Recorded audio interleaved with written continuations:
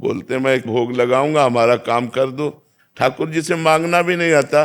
ठाकुर जी को ठाकुर जी मानो यार, प्रभु को प्रभु मानो और अपना स्वामी मानो, अपना प्रीतम मानो, अपना यार मानो, तो अभी काम बनने लगे। आप क्या सोचते हो? आपके परिवार में कितने लोग हैं? परिवार में कितने लोग हैं? 13 तेरह। 13 तुझको अर्पण कर दो। क्या लागे मेरा, भी सारी बात बन जाए। वो ऐसे रीझता है। जैसे देखो, हमने एक बार उदाहरण में बताया था कि जैसे एक पिता मानो 4 बेटे हैं और 4 बेटों को एक एक सेव दिया, पिता ने ही दिया। अब उसमें से एक बेटे ने दौड़ करके गोद पर चढ़कर कहा, पापा आप पाओ ना, और पापा के मुंह पे लगा दिया। अब पापा क्या करेंगे? उसके हाथ से सेव ले लिया और अपने हाथ से उसको पवाएंगे। अब जो दुलार इस एक को मिलेगा वो 3 को नहीं मिलेगा। पिता की ही वस्तु तो दियम वस्तु गोविंदम, लेकिन हम दौड़कर भगवान को पहले भोग लगाया और फिर प्रसाद पाया, तो हम भगवान की कृपा पात्र बन जाएंगे। तो हम भगवान को अगर इस तरह से कि हम आपको 1 किलो लड्डू चढ़ाते, तो भूल मत करो, भगवान को लड्डू पेड़ा नहीं चाहिए। भगवान अनंत ब्रह्मांडों के स्वामी हैं, उनको तुम्हारा भाव चाहिए। तो भाव है नहीं, प्रेम है नहीं, तपस्या है नहीं, तो कामना क्यों पूर्ति हो? हमें बताओ ना, कैसे पूर्ति हो कामना की? अगर हम भगवान से कोई चाह पूर्ति कराना चाहते हैं तो हमें 2 में से एक होना पड़ेगा। या तो भगवान के बनो, पक्का पूरा सबल, तेरा तुझको अर्पण, क्या लागे मेरा, या तो ये आओ, और या फिर तप करो, और फिर देखो कामना की पूर्ति होती कि नहीं। ऐसे कामना की पूर्ति नहीं होगी। ऐसे भगवान को कोसो मत। संपूर्ण सृष्टि भगवान का बच्चा है और संपूर्ण सृष्टि को आवश्यक सामग्री भगवान सबको दे रहे। कामनाओं की पूर्ति के लिए आपको तप करना पड़ेगा, आपको भजन करना पड़ेगा। कामनाओं की पूर्ति के लिए आपको भगवान से प्यार करना पड़ेगा, तभी आप ले सकते हैं। योगेंद्र उपाध्याय जी। राधे राधे महाराज जी। महाराज जी, आप कह रहे हैं कि आप उच्च शिक्षा मंत्री हैं उत्तर प्रदेश शासन के। महाराज जी, आप कह रहे हैं कि राजनीतिक व्यक्ति अपनी व्यस्तता के कारण पूजा पाठ, ध्यान व भक्ति के लिए बहुत कम ही समय निकाल पाता है। ऐसी परिस्थिति में कौन सा सरल भक्ति मार्ग होगा जिससे उसका आध्यात्मिक विकास संभव हो और परलोक सुधर सके? किसका प्रश्न? आपका। भगवान ने गीता जी में कहा, यत करोषि, यानी जो भी करते हो। इसमें ये नहीं कहा कि आप ये करिए। यत करोषि, जो करते हो मुझे अर्पित कर दो। पर भगवान को अर्पित वही वस्तु की जाती है जो पवित्र होती है, जो धर्म युक्त होती है।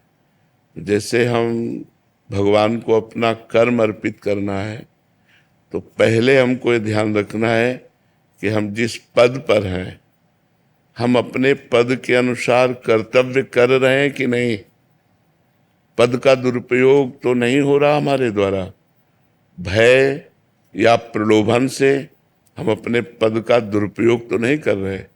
दुरुपयोग करना स्वार्थ की पूर्ति, सदुपयोग करना दूसरों का हित, दूसरों का मंगल, दूसरों के लिए सुख विधान करना। जैसे आप बहुत अच्छे पद पर हैं, तो आप हमारे समाज का बड़ा मंगल कर सकते हैं, हमारे समाज का बड़ा हित कर सकते हैं, और करते भी होंगे। तो हम जो कर्म करते हैं, यदि उसे धर्म पूर्वक करें और भगवान को अर्पित कर दें, तो उसे समर्पण का जो भाव हमारे अंदर आएगा, वो एकदम संसारिक कर्म है।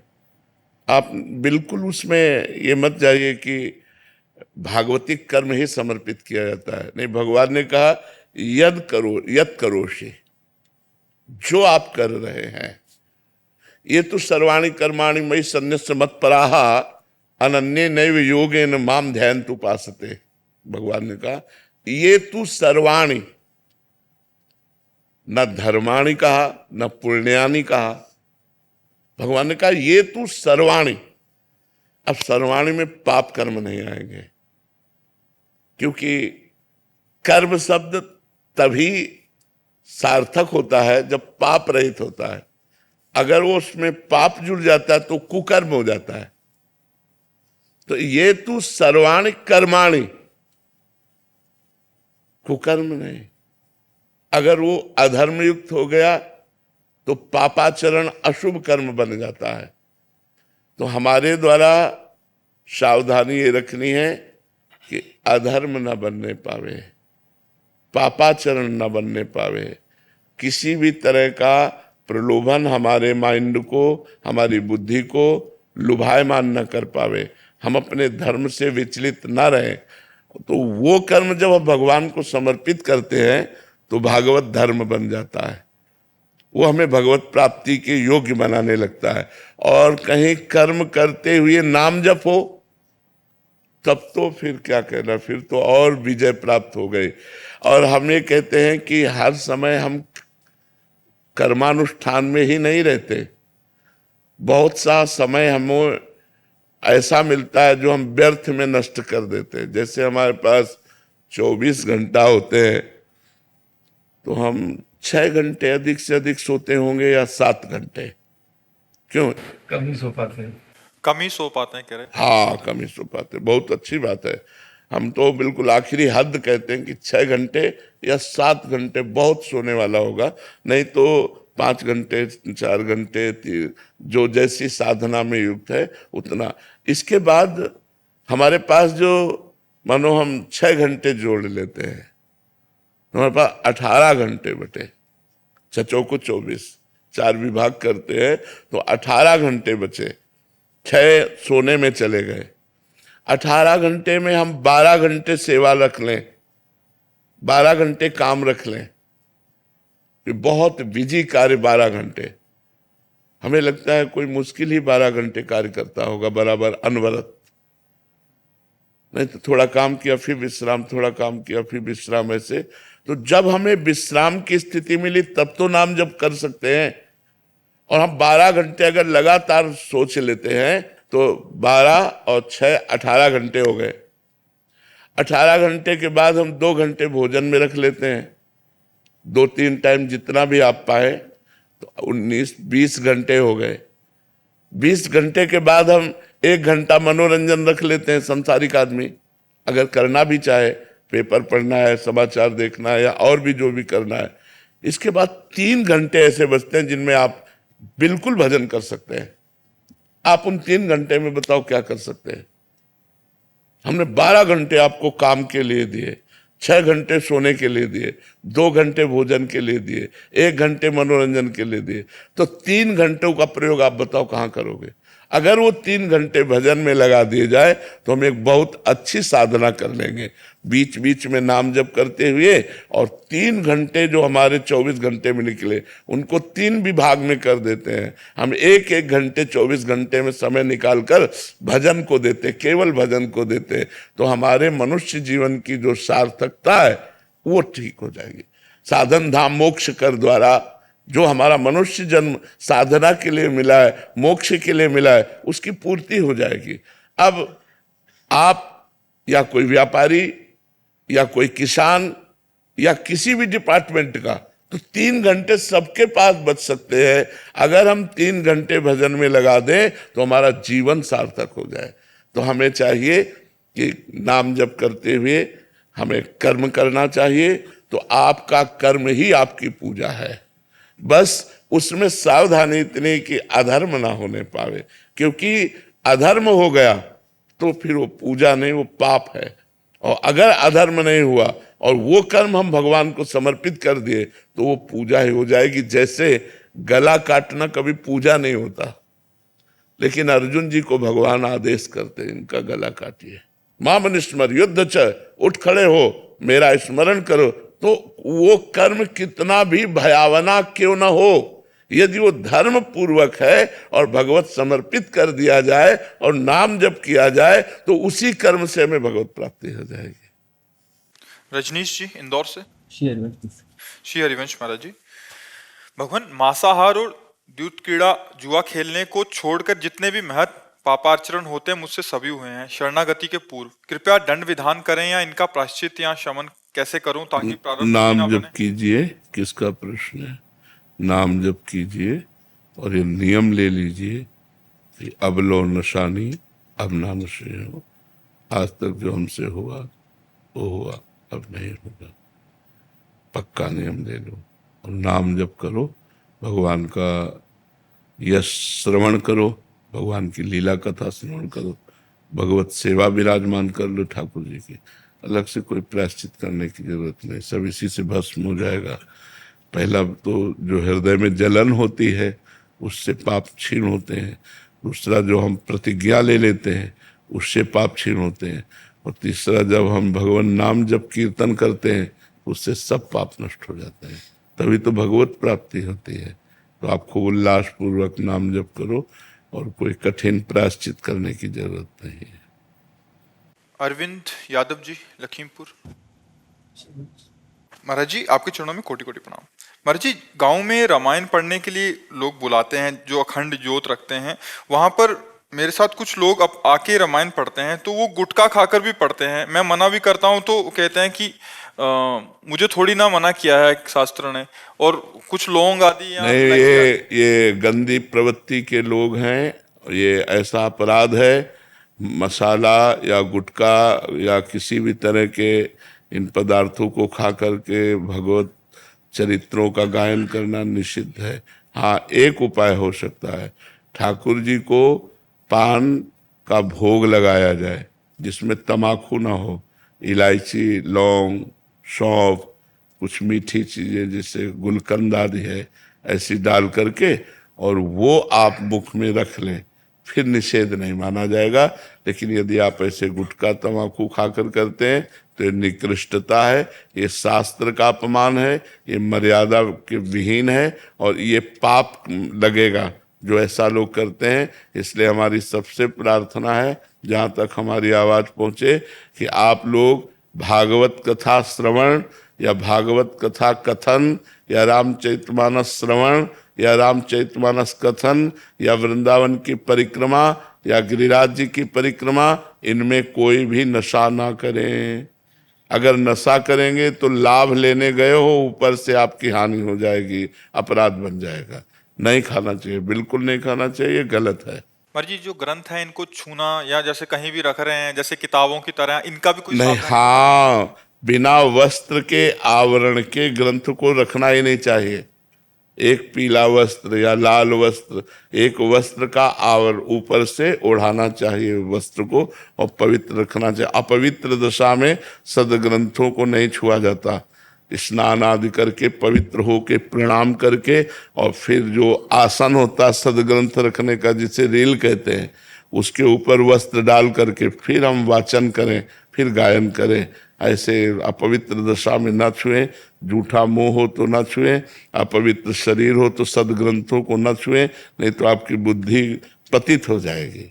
इन चीजों को महाराज जी आजकल कोई मान ही नहीं रहा, मतलब बड़ी अपवित्रता सी फैल रही है महाराज जी। असली बात, भगवान का भय नहीं रह गया, धर्म का भय नहीं रह गया, ये भय नहीं रह गया कि हमसे पाप हो जाएगा। अब तो जो मन मावे सो कर रहे हैं, पूछो मत, क्योंकि बुद्धि भ्रष्ट हो गई है ना। भय हो तो हमें लगे कि हम गलत करेंगे तो हमारा पुण्य नष्ट हो जाएगा, भगवान नहीं मिलेंगे, हमारे को हानि होगी। अब कौन, अब तो बड़े भाग्य हैं जो कोई भगवान के इन ग्रंथों का वाचन करता हो, कथन करता हो, पाठ करता हो। नहीं तो लोग दिन भर मोबाइल में लगे रहते हैं, इधर उधर के कार्यों में अपना जीवन व्यर्थ करते हैं। अब हमें लगता है कि अगर गांव में देखा जाए तो पहले जब हम बच्चा थे तो 2 4 6 जगह लालटेन जला करके रामचरितमानस का गायन होता था। 10 5 बूढ़े बैठे हैं, रामायण हो रही, कहीं भागवत कथा हिंदी की हो रही। अब देखा जाए तो हमें लगता है एको जगह ऐसा होना मुश्किल है पूरे गांव में।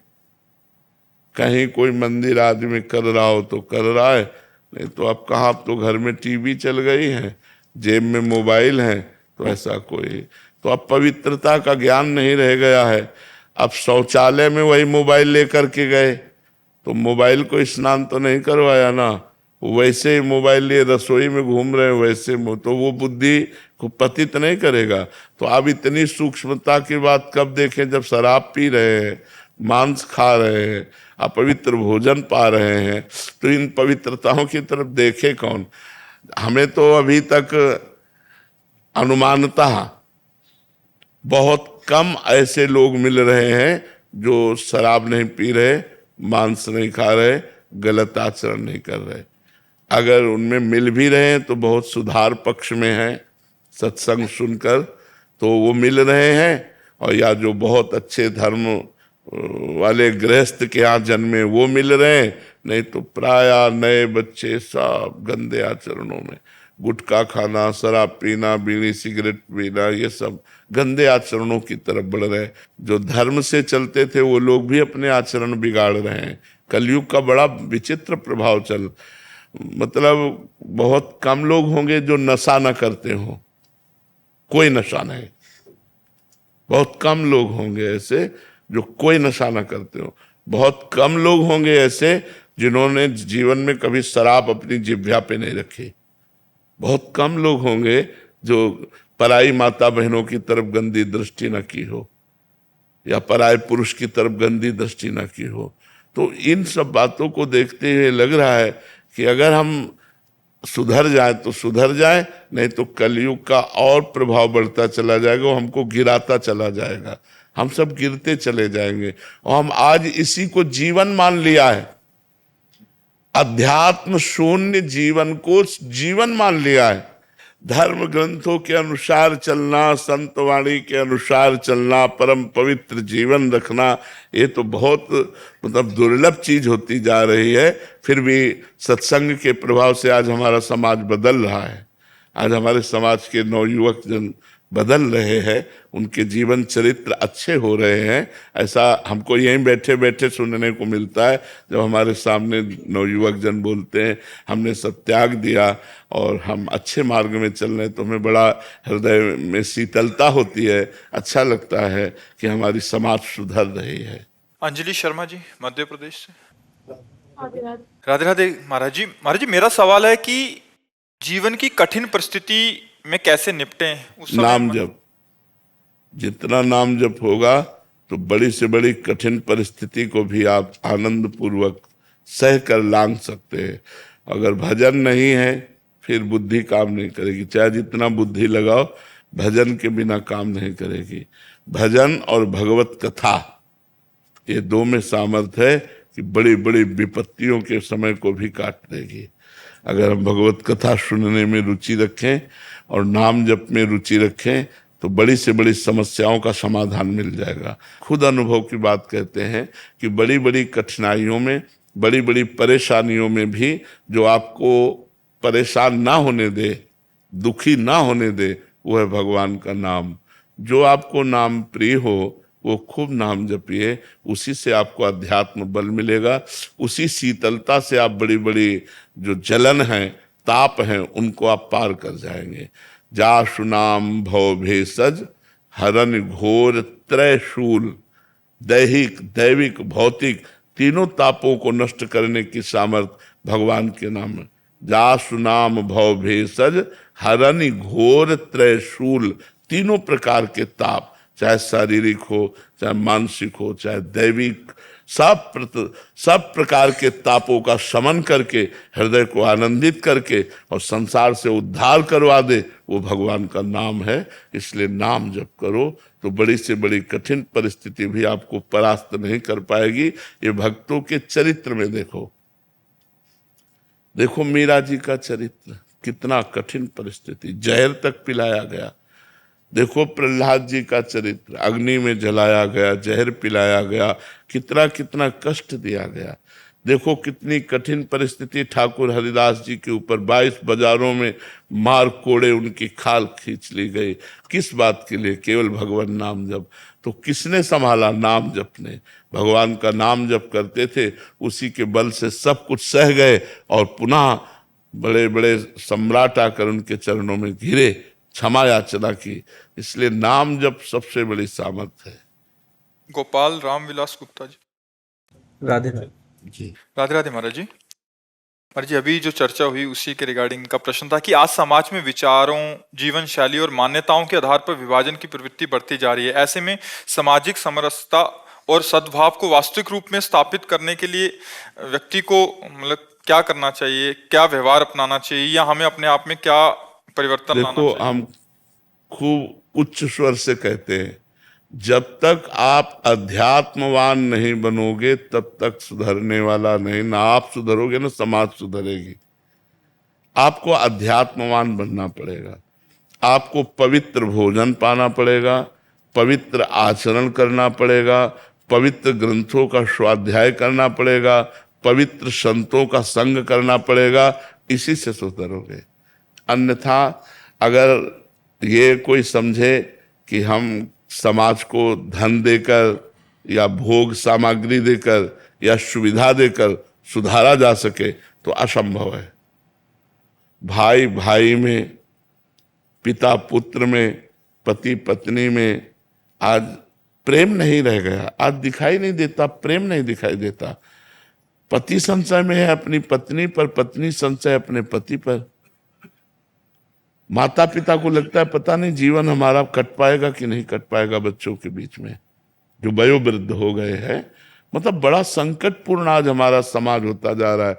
नए बच्चे उद्दंडता की मूर्ति होते जा रहे हैं। असभ्य बर्ताव करना, नशा करना, इधर उधर की गंदी बातों में चित्त देना। तो बड़ा समाज का ऐसा जो कुछ हिस्सा सुधर रहा है, वो संत समागम जो संतों की बात सुन रहे हैं, अपने आचरणों में उतार रहे हैं, वही सुधर रहा है। नहीं शेष मनमानी आचरण हो रहे हैं। बहुत से लोग तो हमारे पास आते नहीं इस बात से कि हम जाएंगे तो बाबा छुड़वा देगा, नशा छुड़वा देगा, गंदी बातें छुड़वा देगा। जब तक संत संग नहीं होगा, शास्त्रों का स्वाध्याय नहीं होगा, आध्यात्मिकता नहीं होगी, तो हमारे समाज में प्रेम नहीं है। यार मतलब हमारी यही समझ नहीं आता, भाई भाई से प्रेम नहीं कर रहा। एक माँ के उदर से पैदा हुए, भाई भाई से प्रेम नहीं कर रहा। बेटा माँ को प्यार नहीं कर रहा, माँ बेटे को प्यार नहीं कर रही। पिता पुत्र परिवार सब संबंधों में खटाई आती जा रही है, छल कपट घुसता चला जा रहा है। मतलब जीवन कैसे जिएंगे? जब आप सोचो, आपको अपनी पत्नी पर विश्वास न हो या पत्नी को आप पर विश्वास न हो, तो आप कैसे जिएंगे? माता पिता पुत्र परिवार आपस में सब मतभेद लाए, कैसे जियोगे? उस घर को नरक बना दिया जाता है जहाँ छल कपट और प्रेम नहीं होता है, वो घर नरक हो जाता है। तो गृहस्थी तो परम पावन सुख देने वाली होती है। दिन भर मेहनत करके आए, पत्नी ने मुस्कुरा कर स्वागत किया, बच्चों को गोद में दुलारा और बूढ़े माता पिता के चरण छुए, उनकी सेवा की। बड़ा आनंद में खुशहाल परिवार, यही जीवन गृहस्थी का। अब खुशहाल कैसे रहे? सब सुविधा है लेकिन अपने भाई से द्वेष है, अपने भाई की उन्नति सहन में नहीं आ रही, अपने भाई की। तो हमें तो बड़ा आश्चर्य लगता है कि कलयुग महाराज की बड़ी विचित्र लीला। कलह, पति पत्नी में झगड़ा, भाई भाई में झगड़ा, मतलब बहुत विचित्र दशा है। अगर संभला जाए तो आनंदमय जीवन हो सकता है, नहीं तो बड़ा आश्चर्यमय है। बड़ी ऊंचाई से लेकर नीचे तक जो है इसका प्रभाव है। तो हमें लगता है कि अगर हम अध्यात्म से नहीं जुड़ेंगे तो हमारे द्वारा ऐसी गलतियां होती रहेंगी। और ये कलह, अशांति, छल कपट जहां घुस गया वो जीवन बर्बाद कर देता है, उस परिवार को बर्बाद कर देता है। और प्रायः घर घर में कलह हो रही है, कलह घर घर में हो रही है। ये नहीं होना चाहिए। क्षमावान बनो, सहनशील बनो, अध्यात्मवान बनो, तभी समाज सुधर सकता है। दिव्या सिंह जी। राधे राधे महाराज जी। महाराज जी, नाम निष्ठा कैसे दृढ़ हो, नाम हृदय में प्रकाशित कैसे हो? नाम जपने से अधिक से अधिक बार बार नाम जप करें, अधिक समय नाम जप करें, खूब श्रद्धा पूर्वक नाम जप करें, सम्मान पूर्वक नाम जप करें, तो हमारी नाम निष्ठा प्रकट हो जाएगी। सातु दीर्घकाल निरंतर सत्कार सेवितो दृढ़ भूमि। पातंजलि जी कह रहे हैं, यदि दीर्घ काल माने लंबे समय तक सत्कार पूर्वक आदर सहित बार बार नाम जप करें तो दृढ़ भूमि नाम निष्ठा जागृत हो जाएगी। सातु दीर्घ काल निरंतर, निरंतर सत्कार आदर सहित सेवितो खूब नाम का स्वाद ले लेकर राधा राधा राधा राधा राधा, तो हृदय में दृढ़ भूमि, फिर हृदय में स्वयं चलने लगेगा। नाम निष्ठा, नाम प्रेम, सब नाम जप से आ जाएगा।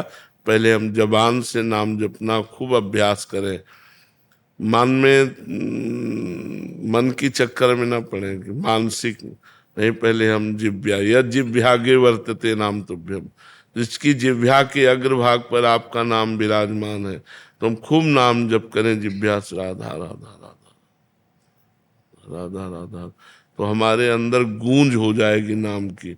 फिर मन पकड़ लेगा, जब मन पकड़ लिया फिर तो बात बन जाती है। मन पकड़ ले नाम जप को तो सोवत हु रसना रटे राधा कृष्ण सुनाम। पूज्य श्री रघुनाथ दास गोस्वामी जी के लिए आता है, जो राधा कुंड के थे, सोवत हु रसना रटे राधा कृष्ण सुनाम। वो सोते थे तो उनकी जिह्वा से निकलता था राधा कृष्ण राधा कृष्ण राधा कृष्ण राधा, लेकिन नियम बहुत जोर का था, इसीलिए सबकी स्थिति ऐसी आना बहुत मुश्किल है। लौन तक्र ब्रज को लियो परस्यो नहीं कछुआन, नमक और मठा इसके सिवा कुछ नहीं खाया, और वो भी ब्रजवासियों का। लौन माने नमक, तक्र माने मठा। लौन तक ब्रज को लियो परस्यो नहीं कछुआन। रघुनाथ दास गोस्वामी जी के लिए आता है केवल छाछ और नमक डाल करके वही लेते थे 12 महीना, बस इतना ही आहार था। सोचो, केवल छाछ और नमक डाल कर लेते, तब उनके सोवत हो रसना रटे राधा कृष्ण सुनाम। हर्ष जी गुजरात से। राधे राधे गुरु जी। राधे राधे महाराज जी। महाराज जी, क्या भगवत प्राप्ति होने से पहले साक्षात भगवान का दर्शन होना संभव है? वैसे हम ये कह रहे हैं कि भगवान कभी भी किसी को भी मिल सकते, इसमें हम संशय नहीं करते, पर बिना भगवत प्राप्ति की योग्यता है। भगवान है तो सब जगह, दिखाई थोड़ी देंगे, कोई कण ऐसा नहीं, भगवान ही कण बने हुए हैं। तो भगवान की प्राप्ति की योग्यता आती है अंदर, तब भगवान दिखाई देते हैं। देखो, जैसे जो श्री कृष्ण रूप अर्जुन के साथ है, हम उसे नहीं देख सकते, पक्का हम नहीं देख सकते। और जिसे अर्जुन श्री कृष्ण रूप को देख रहे हैं, वो विराट रूप को नहीं देख सकते। विराट रूप के लिए दिव्य दृष्टि दी ना, तब उन्हीं श्री कृष्ण में विराट का दर्शन हुआ। वही श्री कृष्ण विराट रूप में दिखाई दिए। हमको वही श्री कृष्ण नहीं दिखाई दे रहे जो अर्जुन के सारथी है। अर्जुन को वो श्री कृष्ण तो सहज दिखाई दे रहे, लेकिन विराट रूप नहीं दिखाई दे रहा। विराट रूप के लिए उनको दिव्य दृष्टि प्राप्त करनी पड़ी। तो कण कण में भगवान है, पर जब तक हमारी योग्यता नहीं होगी तब तक हमको नहीं मिल। अब ऐसे कोई कि हमें भगवान मिल गए तो हम उसको भी प्रणाम करेंगे, क्योंकि किसी भी तरह भगवान से जुड़ने की बात करें तो प्रणाम, लेकिन बिना योग्यता के। योग्यता है कि निरंतर नाम जब चल रहा है, सारे काम क्रोध आदि दोष नष्ट हो चुके हैं, वो भगवान के प्रेम में उन्मत्त है। अब वो कुछ भी कह दुर्लभ नहीं है। भगवान की लीला में प्रवेश हो जाना है, भगवान का दर्शन करना, वो बात अलग। एक आए थे हमसे, बोले हम भगवान का साक्षात्कार किए। सब लोग प्रणाम करो भाई, भगवत साक्षात्कार महापुरुष आया है, प्रणाम करो। तो सब लोगों ने प्रणाम किया। अब वो तो सीधे साधे सरल भगत होते, सबने प्रणाम किया। थोड़ी देर बैठा रहा, उसने कहा कोई हमारी बात मानता नहीं है, और हमको लोग उपहास करते हैं, हम कोई भगवत प्राप्त मानते नहीं है। तो फिर हम उनसे कहा, लोग अभी दिखाई दे रहे हैं, अभी मान की चाह है, अभी आपको यश की चाह है, आपको भगवान मिल गए। ऐसे बातें बना लेना बहुत सरल है, लेकिन काम पर विजय प्राप्त करना, क्रोध पर विजय प्राप्त करना, मोह मद मत्सर इन दोषों पर, तब भगवत प्राप्ति की योग्यता होती है। भगवत प्राप्ति षट विकार जित अनघ अकामा, पाप रहित, कामना रहित 6 विकारों पर विजय प्राप्त। काम क्रोध लोभ मोह मद मत्सर, षट विकार जित अनघ अकामा। कहाँ है? सठ विकारों पर विजय प्राप्त करना कोई खेल तमाशा, काम क्रोध लोभ मोह मद, पूरा जीवन साधु महात्मा अपना लगा देते हैं इसी पर कि कोई विकार हमारे अंदर न रह जाए, कोई दोष न रह जाए। तो ऐसे बात अलग है। लेकिन अगर भगवान चाहे तो किसी को भी भगवान कृपा कर सकते हैं। भगवान का नियम नहीं है कि वो आपसे भी मिल सकते हैं, अभी मिल सकते हैं, क्योंकि वो मालिक है, कभी मिल सकते हैं किसी। पर जब आपसे मिलेंगे तो आप बता नहीं पाएंगे कि आपको भगवान मिले। आपकी आंखें, आपका रोम रोम, आपका हृदय देखकर कोई पहचान ले तो पहचान ले। आप अपने मुंह से नहीं कह सकते कि मुझे भगवान मिल गए। जिसे भगवान मिल जाते हैं वो कभी मुख से नहीं कह पाता, ये पहचान होती है। उसकी रोम रोम बताएगा भगवत प्राप्ति, उसकी आंखें बताएंगी, उसका हृदय बताएगा उसका कि वो किस कोटि का महात्मा है, किस कोटि का। लेकिन वो मुख से नहीं कह सकता वो कुछ।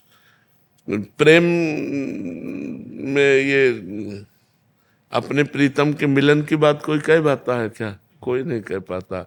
अपने प्यारे के मिलन की बात नहीं कह पाता। अगर कहता है तो सूखा है, वो प्रेमी नहीं है। और जो प्रेमी है वो अपने प्यारे के मिलन की बात नहीं। प्यारे की बात आते ही अशुभ प्रवाह चलने लगेगा, शरीर कांपने लगेगा, उसकी दशा बदल जाएगी, वो बता तो कैसे पाएगा? यही बात, यही परिचय बताएंगे। नेत्र, रोम रोम, शरीर पुलकित, ये परिचय बताएगा कि भगवान का भक्त है, ये भगवान से जुड़ा हुआ है। वो वाणी से नहीं कह पाता कि हम भक्त हैं या हम प्रेमी हैं या हम ज्ञानी हैं। वो तो सूखे हृदय वाले ऐसी बात बोलते हैं, जिनका हृदय प्रेम में डूबा है वो ऐसा नहीं बोलते। अमित जी, जी, राधे राधे महाराज जी। महाराज जी, कितना भी खुद को शरीर या जीव कहकर संबोधित कर लूं, ये देह भाव वैसा का वैसा ही बनाऊं। बिना भजन के ऐसे थोड़ी चला जाएगा। भजन करना पड़ेगा, ऐसा थोड़ी है। इंजेक्शन लगेगा तो आपको ही पीड़ा होगी। ये थोड़ी कि शरीर को इंजेक्शन लग रहा है आप निरपेक्ष है, ऐसा नहीं हो।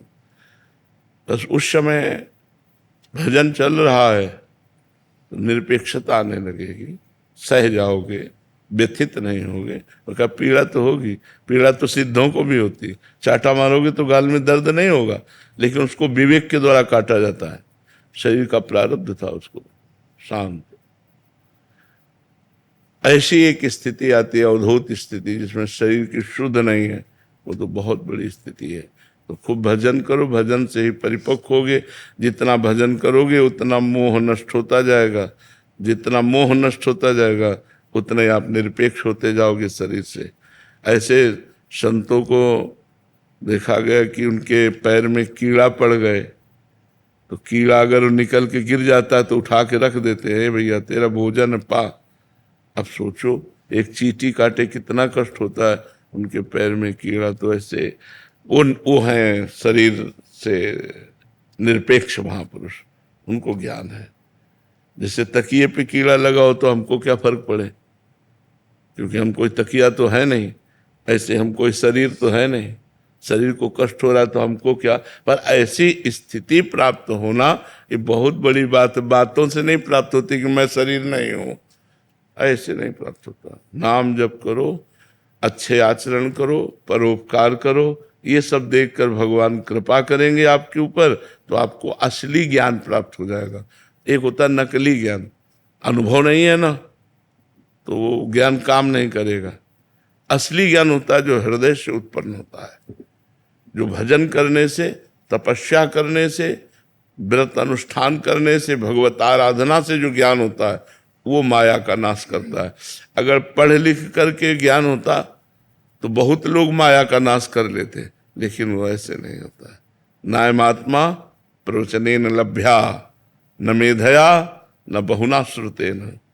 ये आत्मज्ञान न बहुत प्रवचन करने वाले को होता है, न बहुत सुनने वाले को होता है, न बहुत बुद्धिमान को होता है। आत्मा जिसे वर्ण कर लेती है उसे होता है। तो खूब डट के भजन करो, तब शुद्ध ज्ञान प्राप्त होगा। अदिति जैन जी, मथुरा से। राधे राधे महाराज जी। गुरु जी, असली सुख किसमें है, मनोकामनाओं को पूर्ण करने में अथवा नहीं? असली सुख है मनोकामनाओं की त्याग में, जिसे शांति कहते हैं, सुख कहते हैं। भगवान गीता जी में कहते हैं त्यागात शांति अनंतरम। भोगों की इच्छाओं का त्याग करने से ही शांति और सुख की प्राप्ति होती है। और हम लोगों की बुद्धि उल्टा प्रेरणा देती है कि जो भोग की इच्छा हो, अगर भोगने को मिल गया, सुख मिल गया, ऐसी मान्यता होती है। नहीं, त्यागात शांति निरंतरम, जाहि न चाहे कबहु कछु, तुम सन सहज स्नेह, बसहु निरंतर तासुर शोर और निज के। जिसे कोई चाह नहीं होती, भगवान से उसका सहज में प्रेम हो जाता है, और जिसका भगवान से सहज प्रेम हो जाता है, उसके हृदय में भगवान प्रकाशित हो जाते हैं। जब हृदय में प्रकाशित होते हैं तो जड़ चैतन्य सब में भगवान का दर्शन होता है। तो भगवत प्राप्ति से बढ़कर कोई सुख तो है नहीं। तो शांति और सुख की प्राप्ति कामनाओं के त्याग में है, ना कि कामनाओं के भोग में।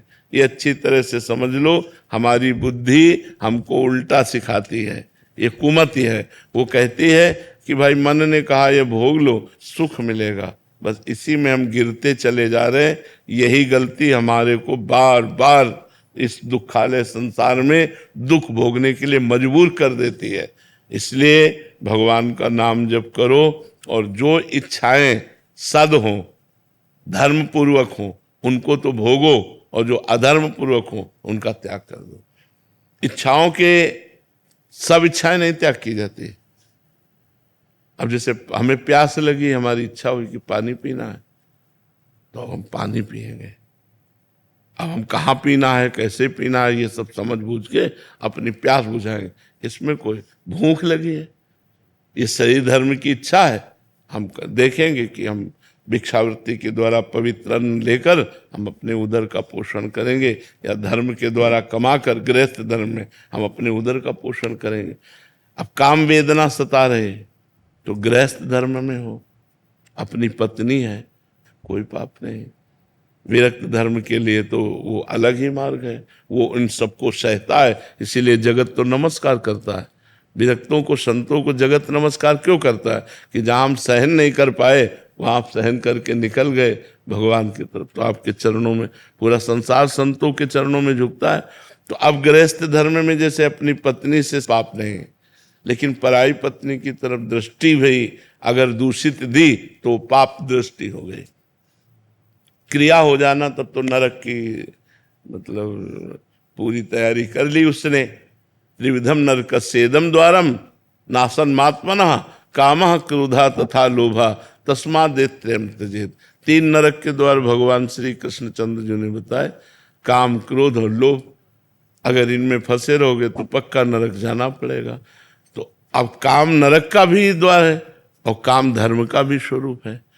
अपनी पत्नी से सहवास करके संतान उत्पत्ति करना ये धर्म पूर्वक काम है, और पराई स्त्री की तरफ कुदृष्टि करना और सहवास करना ये नरक का द्वार है। लोभ, धर्म पूर्वक कमाए हुए धन से हम अपने परिवार का पोषण कर रहे हैं, और धर्म पूर्वक धन हम कमाए जिससे हम समाज की भी सेवा कर सकें, कोई पाप नहीं। लेकिन बेईमानी पूर्वक, घूसखोरी, चोरी, अधर्म पूर्वक कमाना धन, ये नरक का द्वार है। काम और क्रोध, क्रोध तभी प्रकट होता है जब कामना में पूर्ति नहीं होती। कामा संजायते क्रोधा। तो हम कामनाएं सद करेंगे, और जब वो नहीं पूरी होंगी तो हम भगवान की इच्छा मानकर शांत हो जाएंगे।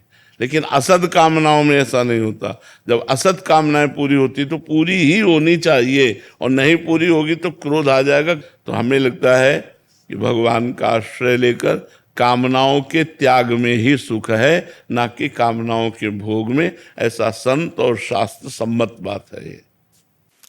महीप शरण जी मुंबई से। श्री राधे, श्री हरिवंश। श्री हरिवंश महाराज जी। महाराज जी, क्या आप रोज एक ही दिनचर्या से थकते नहीं हैं? सुबह 1-2 बजे उठो, फिर वही दैनिक दिनचर्या वगैरह, यही बात सभी सहयोगियों पे लागू होती है महाराज जी? थकने की तो बात जाने दो, समय कम पड़ता है। रोज ऐसा लगता है कि आज हमारा भजन कम हुआ, आज हमारे और समय मिलता और भजन करता। 24 घंटे में 1 मिनट भी न टीवी है, न ट्रांजिस्टर है, न मोबाइल है, न पेपर है, न किसी व्यक्ति से हंसी मजाक है, किसी से किसी भी तरह का कोई संपर्क भी नहीं। बस इतना ही संपर्क है जो एकांतिक में आप लोगों से प्रश्न उत्तर कर लेते हैं, शेष एकांत जो भगवान की चिंतन मनन की धारा है, बस उसे उबने की तो बात तब होती है जो मन के प्रतिकूल कार्य किया जाए, तब उबने की बात होती है। अब मन राजी हो गया भजन में, तो उसको तो और समय मिले, अधिक से अधिक समय मिले, रात में जग कर के भजन। हम 1:30 बजे जग गए थे, 1:30 बजे से हमारी दिनचर्या, ऐसे भी नहीं हुआ 1:30 बजे से दिनचर्या चल रही और बराबर चलती रहेगी। तो थकने का तो नाम नहीं, अंदर और जलन है कि अभी जो भजन होना चाहिए, जितना होना चाहिए उतना नहीं हो पा रहा हमसे, हमें और भजन करना है। अगर हमारी किडनी ठीक होती तो शायद और हम भजन कर पाते। हमारे तो अंदर जलन है कि अब जितना करना चाहिए उतना नहीं कर पा रहा हूँ। उबन कैसे हो सकती है? क्यों, किसका प्रश्न है? उबन कैसे हो सकती है? मतलब वही रूटीन आता है, सेम सुबह उठे आप पूरा साल। इतना सुखद रूटीन है कि वो इतना आनंद देता है कि उसमें और मांग होती है, और मांग होती है। इससे बढ़कर और क्या हो सकता है? सोचो, उबन तो तब हो जब संसारिकता हो, हमारे प्रभु नवम नवम, हमारे प्रभु की बात नवम नवम, हमारे प्रभु का नाम नवम नवम, हमारे प्रभु की लीला नवम नवम, हमारे प्रभु की साधना का आनंद नवम नवम। नयो नेह नव रंग नयो रस नवल श्याम वृषभानु किशोरी, नव पीतांबर नवल चूनरी, नई नई बूंदन भींजत गोरी, नव वृंदावन हरित मनोहर, नव चातक बोलत मोर मोरी, नव मुरली जु मल्हार नई गति, श्रवण सुनत आए घन घोरी, नव भूषण नव मुकुट विराजत, नई नई उरप लेत थोरी थोरी, जैसे हित हरिवंश आशीष देत मुख, चिर जीवो भूतल या जोरी। सब कुछ हमारे प्रभु का नया है, पुराना हो तो जी उबे। नाम नया नया लगता है, रूप नया नया लगता है, सब नवम नवम है। पुराना हो ना तो ये लगे यार बार बार रिपीट कर रहे हैं, वही थकान लगे। मुझे थकान नहीं, मुझे और नशा चढ़ता है, और जपूं और देखूं और गाऊं और रटूं और जगूं और रोऊं, ऐसा लगता है। तो हमें तो थकान तो महसूस नहीं होती, उबन भी महसूस नहीं होती गुरु कृपा से। बस यही लगता है कि और भूख लग रही है, और भजन की भूख लग रही है, और प्रभु के लीला गायन की, प्रभु के लीला चिंतन की। तो इसमें उबन तो है जी। संसारिक दृष्टिकोण से तो ये सब कि हम नया नया चीज देखना चाहते हैं। जैसे आप पूरे साल यही पीला ही डालना है अब तो लाल डाल सकते हैं, पीला डाल सकते हैं, काला डाल सकते हैं, तो यही तिलक लगाना है, उतना ही करना है श्रृंगार भी प्रभु का। तो इसमें उबन नहीं होती महाराज जी? नहीं, बिल्कुल नहीं होती। अच्छा, और क्या, चलो आज अमेरिका घूमने चलते हैं, आज बेंगलोर चलते हैं, पूरा साल 6 महीने वृंदावन में इसी कुटिया में रहना। हाँ, नहीं, उबन नहीं होती। ये कुटिया तो बहुत बड़ी, हमको तो रसोई जितना भी मिल जाए तो एकांत में समय व्यतीत करने, बस चुपचाप निरंतर चित्त को प्रभु में जब लगा देते हैं ना, तो सब बाहरी बातें अच्छी नहीं लगती। तो अब वो चीज जो बचपन से मिटाने में लगे थे, गुरु कृपा से वो चीज मिट गई है, तो अब ये सब कुछ अच्छा नहीं लगता। महाराज जी, कल हम एक पद पढ़ रहे थे, आपकी यही स्थिति का वर्णन भोरी सखी जी लिख रही हैं। ऐसो दुख दीजे ही माही, बिनु पद कंज छटा दृग देखें, को सुहावे नाही। नाम रटें दृग ढारें आंसू, छिन छिन अति अकुलाहें, काहू सो मिलिवो न सुहावे, बातन सो घबराहें। बस्ती छोड़ी एकांत बैठी वो, जग सब शून्य दिखाही। होरी ऐसे दुख बिनु प्यारी, जीवन जन्म वृथा। बिल्कुल महापुरुषों की महाराज जी ऐसी स्थिति हो जाती है। बहुत सारे पद, बहुत सारे ऐसे विरह कि किसी कुछ अच्छा ना लगे, मतलब ये संसार अच्छा ना लगे, कहीं बस कोने में बैठ के रोती रहूं बस। समझ में आ रहा है आपको? और महाराज जी, एक इनका प्रश्न है कि महाराज जी, इतनी आपको साधना करते हुए समय हो गया है, और कुछ ऐसे दिन नहीं आए जिसमें आपको लगा कि चलो अभी घर चलते हैं वापस? कभी नहीं, गुरु कृपा से कभी नहीं। एक एक सप्ताह भोजन नहीं मिला, गर्मी सर्दी बरसात ऐसे ही सहे। कभी स्वेटर नहीं मिला, कभी कंबल नहीं मिला, गंगा के किनारे भ्रमण करते रहे। आज के मतलब 27 वर्ष पहले, 27 साल तो वृंदावन रहते हो गए। ये अभी जो सुविधा देख रहे हो 10-12 वर्ष की है। ये पूरा जीवन कष्ट में, पर भगवान की कृपा से कभी एक दिन भी ऐसा नहीं आया चलो घर चलते हैं। जिस दिन से घर से निकले आज तक घर नहीं गए। जिस दिन से घर की रसोई में भोजन पाकर त्यागा, आज तक कभी किसी के घर की रसोई में भोजन नहीं किया। अब यहाँ वृंदावन में थोड़ा नियम शिथिल हो गया, शरीर रोग ग्रसित है तो यहाँ बन जाता है, कोई बना के दे दिया तो ऐसे नहीं। माधुकरी के सिवा और आकाश वृत्ति जो हमारे सामने परमात्मा भेज दे वही हम खाएंगे, अन्यथा नहीं खाएंगे, किसी से मांगेंगे नहीं। बहुत आनंद का विषय है। चूंकि अब आप लोग ऐसे संसार में लगे हो तो वहां से देखने पे लगता है कि यार हाँ ऐसा दुख को हमने अपना साथी चुना है, अपना मित्र चुना है। तो सुख की अगर चाह होती तो दुख से ऊब कर घर भाग जाने की बात होती। जब मैंने दुख को ही अपना मित्र माना है तो सुख की चाह ही नहीं है, सांसारिक सुख की चाह ही नहीं है। सुविधा ये सब हम इन सुविधाओं के अधीन नहीं है, ऐसी फैसी ये सब सुविधा इसके। तो आज शरीर रोगग्रस्त है इसलिए इसे स्वीकार किए, नहीं उखड़वा को बाहर फेंकवा देते। हमारा स्वभाव ऐसा था। पर अब प्यास लगती है, पानी लिमिट में पीना है, इसके लिए हमें ठंडे वातावरण में रहना है जिससे हमें अधिक प्यास न लगे। और बोलने की सेवा है और इसमें प्यास लगती ही है। तो दुख को ही हमने अपना साथी चुना है, हमने कभी सुख की आकांक्षा नहीं की। जतिन जी दुबई से। श्री हरिवंश। श्री हरिवंश महाराज जी, महाराज जी आपने कहा था कि 1 करोड़ नाम जप से शरीर निष्पाप हो जाता है, पर हम एक साथ इतना नाम जप नहीं कर सकते। रोज थोड़ा थोड़ा जाप करें तो क्या ये सब हमारे खाते में जुड़ता जाएगा? वैसे 1 करोड़ नाम जप कोई बहुत नहीं होता है, यदि लगन पूर्वक करो तो ज्यादा नहीं होता है। एक दिन में 3 लाख नाम जप किए जा सकते हैं। जब हम अधिक प्रयासरत होकर नाम जप करें तो एक दिन में 3 लाख नाम जप किए जा सकते हैं। तो 1 करोड़ कितने दिनों में होगा? लगभग 1-1.25 महीने में हो जाएगा। तो कोई खास बात नहीं है। अगर हम 1 लाख नाम रोज जप करें तो महाराज जी लगभग 3.5 महीने में। क्या इस जीवन को पवित्र करने के लिए हम 3.5 महीने नहीं लगा सकते? और 1 लाख नाम जप करेंगे तो आपको 10 घंटा कम से कम टाइम मिलेगा काम करने का भी। हम लगन लगावे ना, हम इतनी संख्या सोच करके परेशान क्यों हो जाते हैं? अरे अगर हम श्वास कई नाम जप करें तो बिना प्रयास के 1 करोड़ हो जाएंगे, कोई प्रयास करना नहीं पड़ेगा। और देखो 1 करोड़ ये तो बाहरी बात है।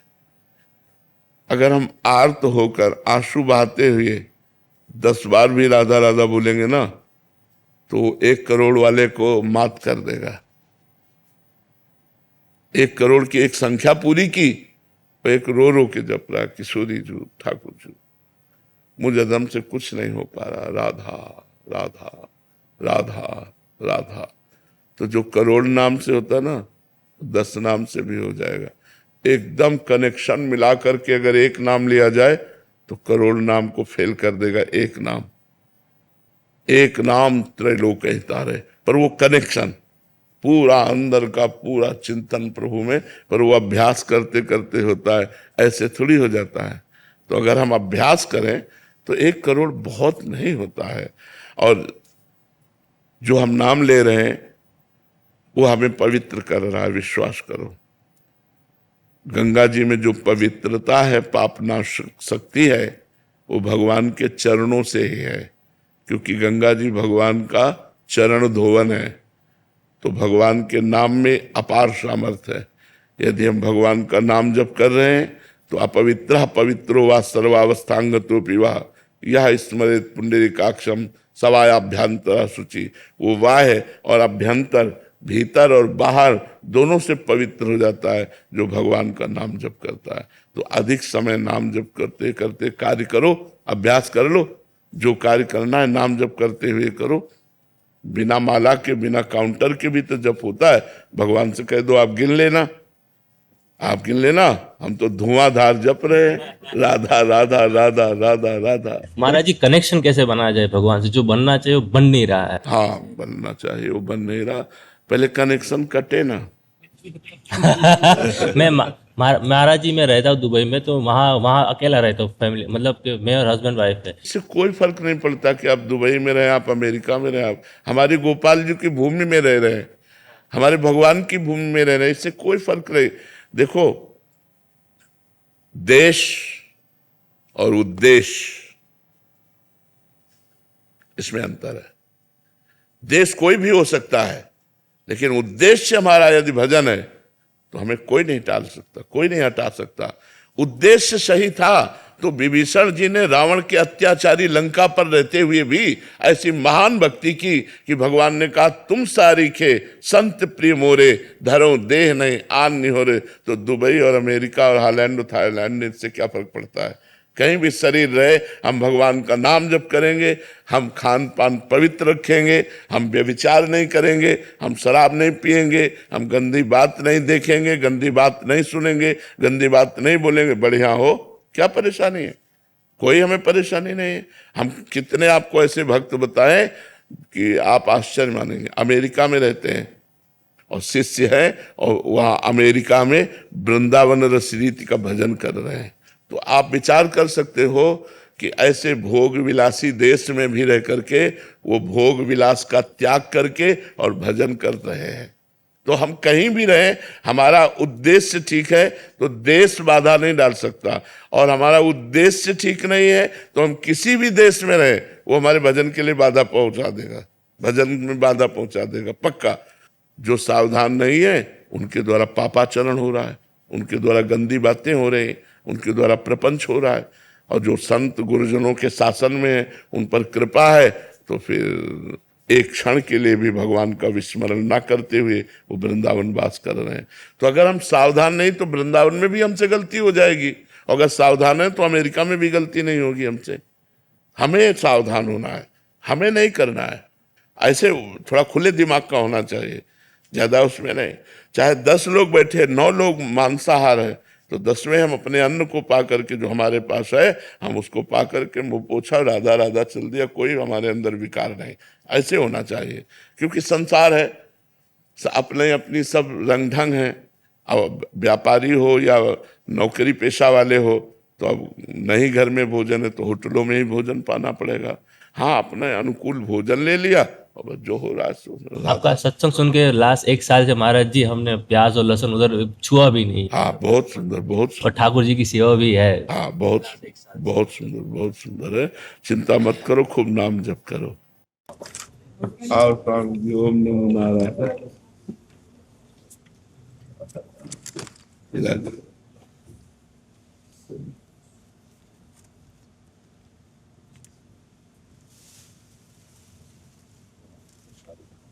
राधे राधे राधे राधे। राम जी के सेवक हो सब आपा। इच्छा थी महाराज से मिलना जरूरी है, ऋषिकेश आए थे। फिर 2 बात कल्याण की बेस।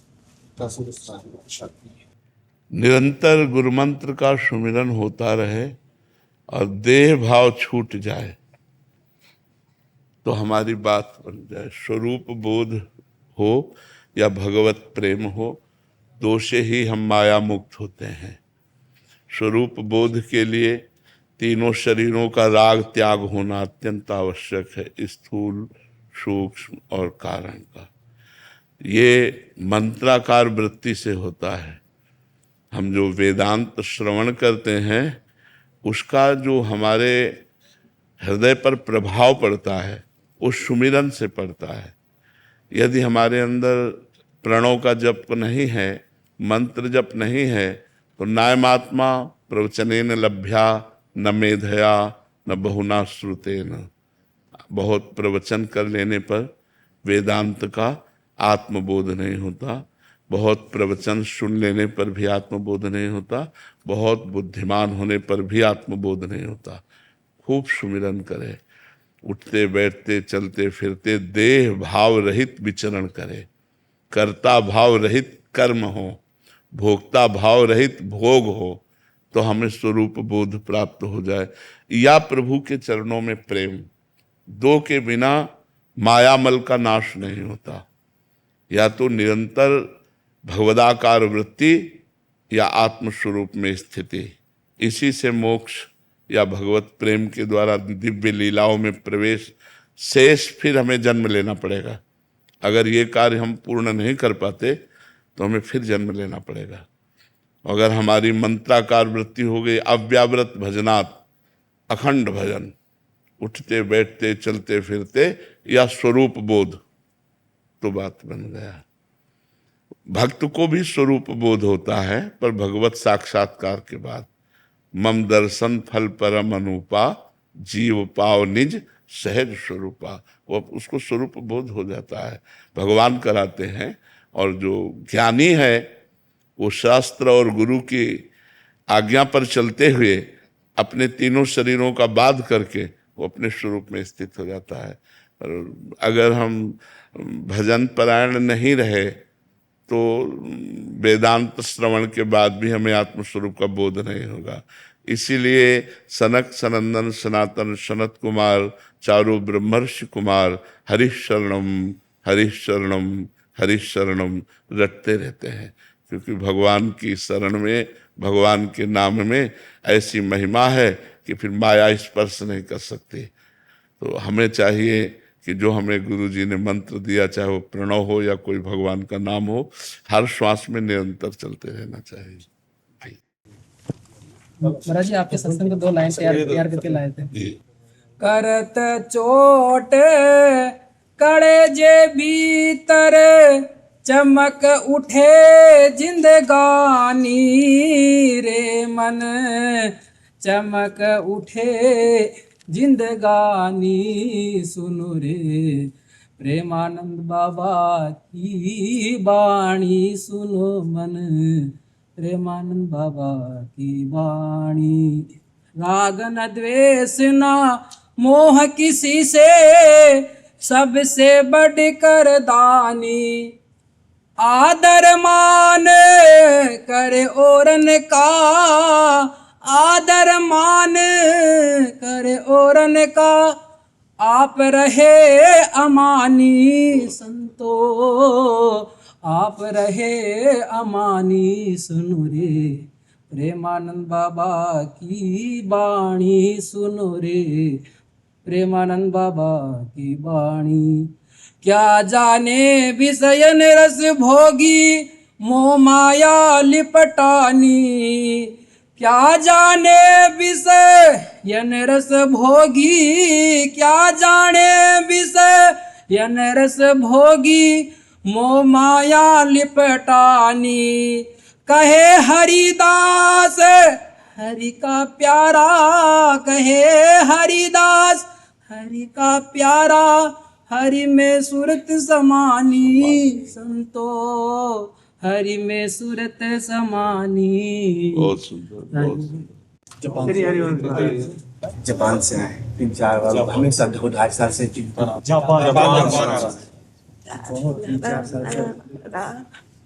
राधा राधा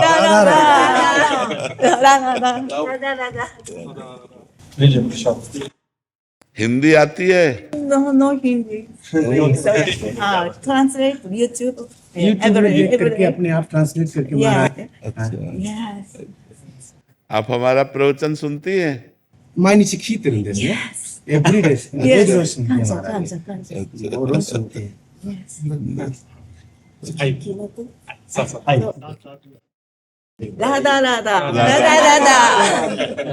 श्री राधा श्री राधा। महाराज जी ऐसी कृपा हो, निष्काम भावना की कोई ऐसी भक्ति बताओ, कोई कामना ना रहे। नाम में ही सामर्थ्य, बिना कामना, कोई कामना ना हो। जितना नाम जप करोगी तो सब कामनाएं भस्म हो जाएंगी। नाम जप में है, नाम जप के बिना कुछ नहीं हो सकता। कोई तो कृपा ठाकुर। हाँ, नाम जप करो, खूब नाम जप। राधा राधा राधा राधा राधा राधा राधा